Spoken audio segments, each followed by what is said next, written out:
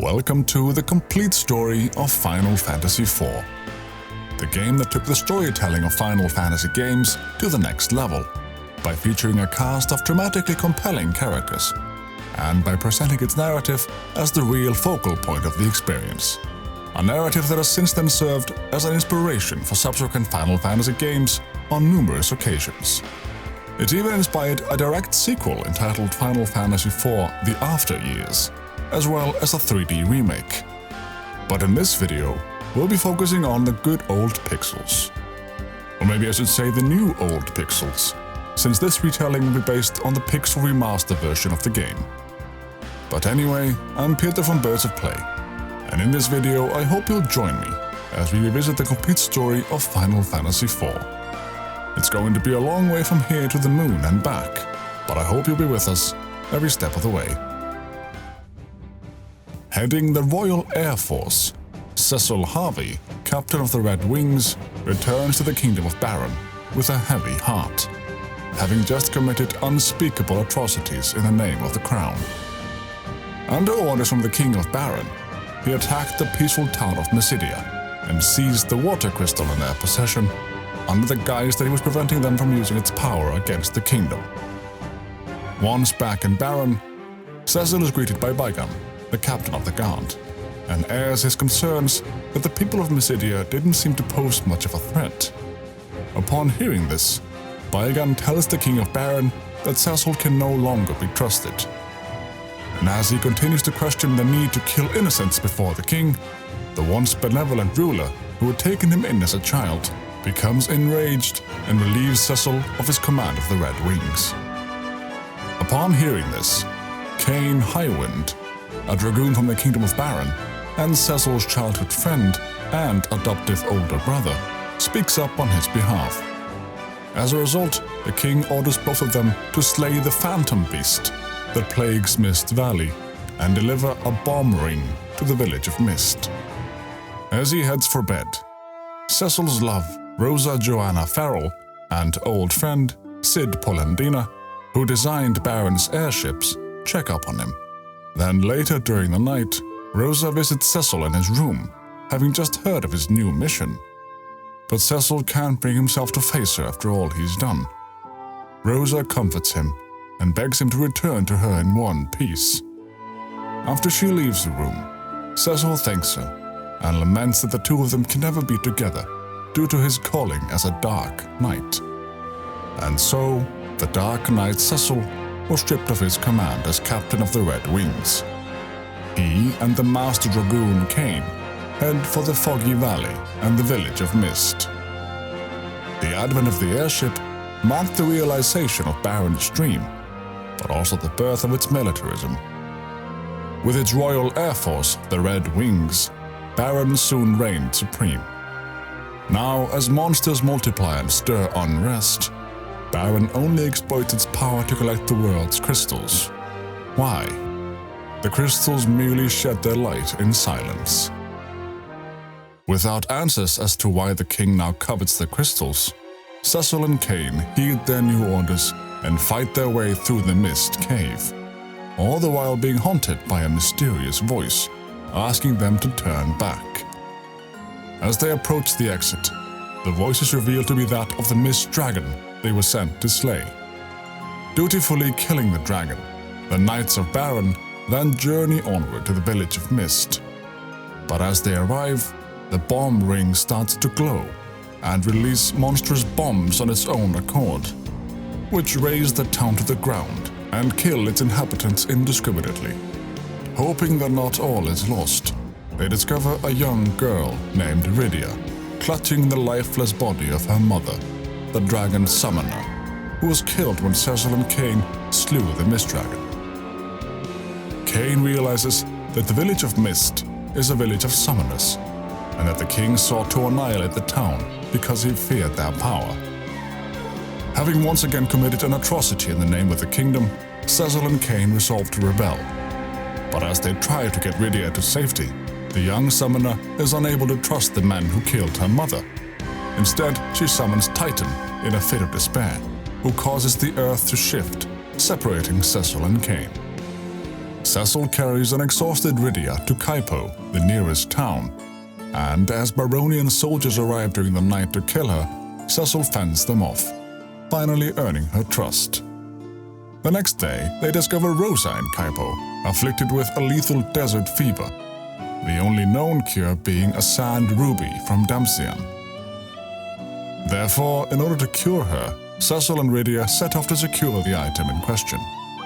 Along the way, they team up with the sage Tella in the underground waterway, as he has also set his sights on Damcian in pursuit of his daughter Anna and the amorous bard she eloped with. However, as they finally arrive in Damcian, the three travelers witness the Red Wings' elite air force mercilessly bomb the castle and seize the fire crystal in the name of Baron. Braving the bomb-stricken castle, they meet the bard Tella had been searching for, who turns out to be none other than Prince Edward Chris von Muir, and Anna, Tella's daughter, who has been mortally wounded by the senseless bombardment. Anna stops her father from taking his anger out on the spoony bard and tragically dies in his arms.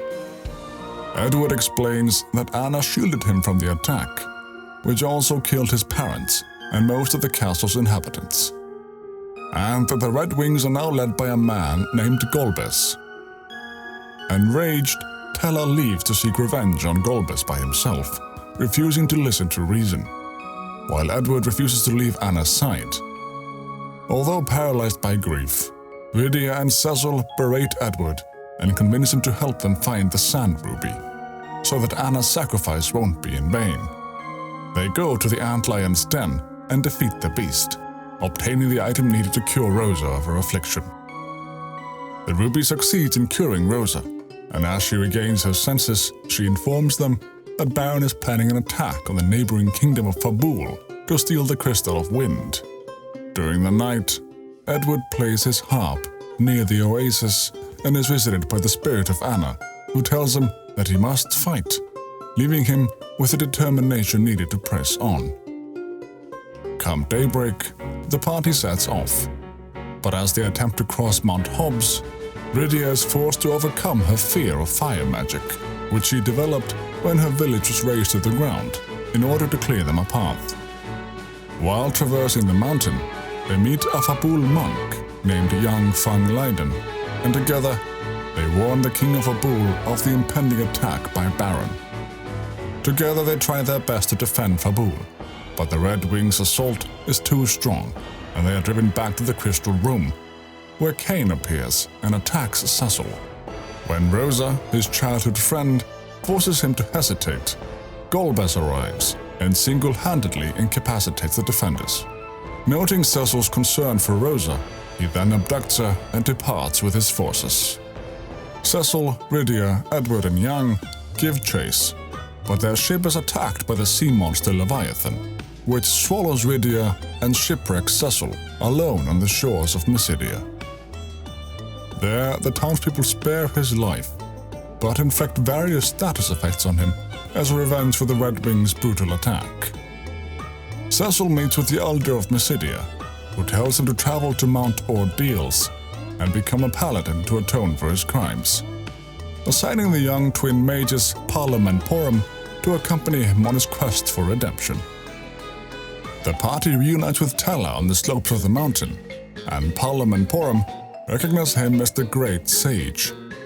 He is there seeking the power of Meteor, an ultimate magic spell which he had once mastered but has since forgotten. Golbez sends the Archfiend of Earth, Scarmiglione, to stop Cecil, but the party defeats the fiend in combat. Reaching the summit, a mysterious voice calls Cecil his son and tells him to vanquish the Dark Knight. Cecil then transforms into a paladin and is attacked by a doppelganger of his former Dark Knight self. However, instead of simply attacking as the executioner he once was, Cecil defends and protects in the fashion of a true paladin, ultimately dispelling the doppelganger. Having overcome the trial, the voice of he who called himself his father grants Cecil his light and sword. The encounter also restores Tella's memory, once again giving him mastery over Meteor. Upon returning to Mysidia, Palom and Porum reveal themselves to have been spies all along and inform the Elder of Mysidia that Cecil performed valiantly, passing their test. The Elder notices the sword Cecil received and reveals that it is inscribed with the words of an ancient Mysidian legend, which he promptly shares with them. One born of a dragon, bearing darkness and light, will rise to the heavens over the still land. The moon's light eternal brings a promise to earth with bounty and grace. Although the words are enigmatic, the Elder believes that Cecil might be the bearer of the sacred light, which the Mysidians have been waiting for. The Elder tells them that with Tella's magic and Cecil's newfound power, they might be able to defeat Golbez.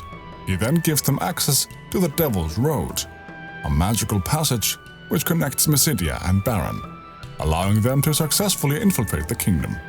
In Baron, they find Young serving Golbez, but a fight brings Young back to his senses and helps him remember who he truly is. Together, they break into the castle, where they encounter Baigan, who joins the party. However, Palom and Porum sense danger and force Baigan to reveal himself to be a traitorous monster. Together, they slay Baigan, but as they stand before the king, it is revealed that he is in fact Cagnazzo, the elemental archfiend of water, in disguise. They slay the false king, and afterwards they are joined by Cid, who has just escaped from the prison. All seems well, but on their way out, the defeated Cagnazzo manages to lock them in a death trap as the walls start closing in on them with no escape. In order to save the others, Palom and Porum petrify themselves to stop the walls from crushing them. And since they became petrified of their own free will, the petrification cannot be undone. Leaving their petrified remains behind, the party boards Cid's newest airship, the Enterprise. As the ship takes off, they encounter Cain under Golbez's control, heading the Red Wing fleet, who forces Cecil to retrieve the Crystal of Earth in exchange for Rosa's life. Not willing to gamble with Rosa's life, the party does as he asks and goes to Troia, but finds that the crystal has been stolen by the Dark Elf. As they attempt to retrieve it to barter with Golbez, they come across Edward in the Trojans' care, having been injured in a shipwreck. He gives them a twin harp and uses it to help them defeat the Dark Elf from his bedside by playing it despite his grave condition, weakening the creature. As a sign of gratitude for vanquishing the Dark Elf and reclaiming the crystal, Cecil and the others are allowed to borrow it. Cecil takes the crystal to the Tower of Salt, and they fight their way past the Mega Sisters all the way to the top. Cecil gives Golbez the crystal, but Golbez refuses to return Rosa, despite having made a deal to return her. At last, faced with the object of his vengeance, Tella casts the Meteor spell to avenge Anna, and while it does not kill Golbez, it breaks his hold on Cain. Golbez attacks Cecil, but cannot bring himself to kill him for some reason, instead deciding to retreat. With Golbez gone, Tella dies from overexertion brought on by the casting of the meteor, lamenting that he died for revenge before asking Cecil to avenge his death. They free Rosa just in the nick of time before she meets an untimely end, and she and Cecil share a kiss before welcoming the remorseful Cain back into the party. Before they can leave the tower, however, they are attacked by Barbarisha, Archfiend of Wind, giving Cain an opportunity to prove his worth in battle. Once Barbarisha has been defeated, Rosa teleports them back to Baron just as the tower collapses. Cain explains Golbez has begun seeking the dark crystals to open the way to the moon, and using the magma stone that Golbez gave him, the party opens the way underground in the hope of saving the crystals from Golbez. As the Enterprise descends into the depths of the Earth, they end up in the middle of a battle between the dwarves and the Red Wings, and the ship crashes near the dwarven castle. Although King Gjort of the Dwarves believes their crystal to be safe, the party discovers that the Kalkabrina dolls belonging to Princess Luca have become possessed. After they defeat the dolls in the Crystal Hall, Golbez arrives and incapacitates them, but before he can finish them off, Rydia returns and saves them, having aged to adulthood and gained new summons in the Feymarch. the realm of the Eidolons, where time flows faster. Not willing to admit defeat, however, Golbez uses the last of his strength to steal the crystal and escape. King Gjot tells the party to go to the Tower of Babel and recover the stolen crystals with the help of the dwarven tanks. Once there, Cecil and company best the evil Dr. Lugai, but are unable to stop the tower's cannons from shelling the dwarves. In a selfless act of heroism, Yang forces his comrades out of the control room of the tower and sacrifices himself to destroy the artillery. Golbez attempts to kill the rest of them on the way out of the tower by removing a bridge, but Sid saves them with the Enterprise. As they fly away, they come under attack by the Red Wings, so Sid flies back to the underground entrance and jumps off to collapse it by hand-detonating a bomb, sacrificing himself to ensure the safety of his friends. A short stop in Baron allows Sid's engineers to upgrade the airship so it can carry a hovercraft, which the party uses to reach the Eblan cave, after finding the kingdom of Eblan itself deserted. There they meet Prince Edge Geraldine, just as he fails to defeat Rubicante, the archfiend of fire. And although he is testy at first, the prince ends up joining them. Together they enter Babel via its cave entrance and find Edge's parents, the king and queen of Eblan. But Lugai has turned them into monsters. They regain their senses halfway through the fight and kill themselves, much to Edge's sorrow. Although Rubicante claims to have had no hand in it, Edge swears revenge and the party attacks. After the fight with Rubicante, the party finds the crystals in another room, but a trapdoor opens and they fall through it before they can reclaim them. Instead, they seize an airship, naming it the Falcon, which allows them to escape the tower. Returning to the dwarves, they discover Sid, who has miraculously survived, and although he's in no condition to fight, he adds mithril plating to the ship's hull, allowing it to fly over lava. Equipped with a newly upgraded ship, King Gjot then gives them the key to the sealed cave, so they can save the last crystal. However, as the party grabs hold of the crystal, Golbez reasserts his control over Kane and forces him to steal it for him. Returning once more to the dwarves, Sid attaches a drill to the Falcon so that the party can return to the surface.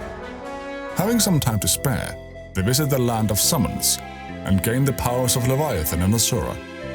They also find Yang recovering in the Sylph Cave and revive him with a frying pan given to them by his wife Sheila. Returning to the kingdom of Baron, they then encounter the spirit of a true king who empowers them with the summon Odin. Finally, the party goes to Mysidia, where the Elder gathers everyone at the Tower of Prayers to summon the Lunar Whale, an airship capable of reaching the Red Moon. The Lunar Whale emerges from the depths of the ocean, allowing Cecil and the others to claim it and journey to the moon.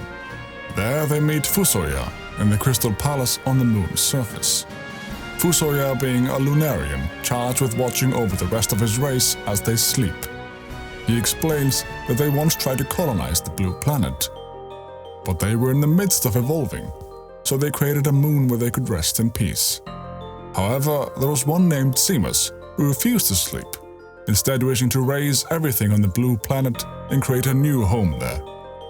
Fusoya was able to seal him away with his powers and force him into a deep slumber.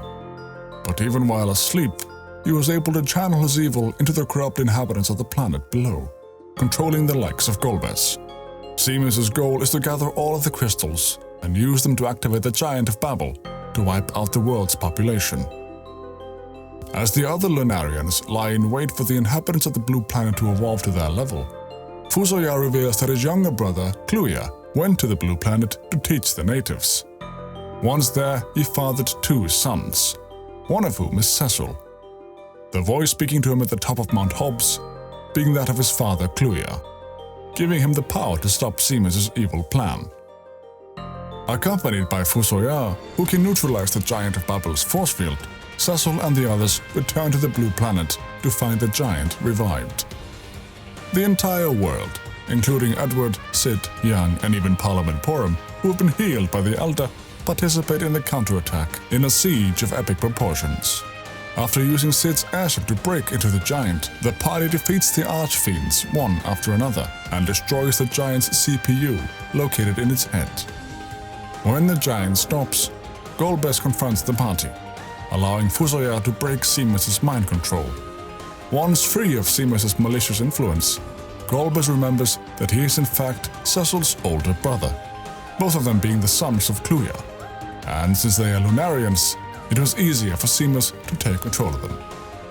Golbez feels shame that Seamus was able to take advantage of the seeds of hatred already sown within his heart and goes to seek him out. As a fellow Lunarian, he is joined by Fusoya, both of them having a score to settle with Seamus. Kane, now completely freed, returns and helps the others escape from the collapsing giant, although he feels unworthy due to having played his part in Seamus' schemes. Cecil and Rosa assure him that he is forgiven. As they prepare to depart for the moon on the lunar whale, Cecil insists that Rosa and Rydia stay behind for their protection. However, the two reveal themselves once the ship has reached the moon, and remind Cecil that they have as much a stake in the battle as he does, and that their skills are essential to the party.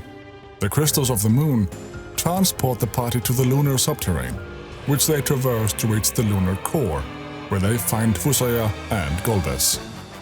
Cecil and the others watch Golbez and Fusoya defeat Seamus, seemingly ending his diabolical schemes. However, his death ends up unleashing a more powerful being named Siromus, the embodiment of Seamus' reborn spirit and hatred. Siromus defeats Golbez and Fusoya, laying Cecil and his party low in the process. When all seems lost, their former allies on the Blue Planet gather at the Tower of Prayers to restore them to life, and Cecil uses a crystal given to him by Golbez to make Siromus vulnerable.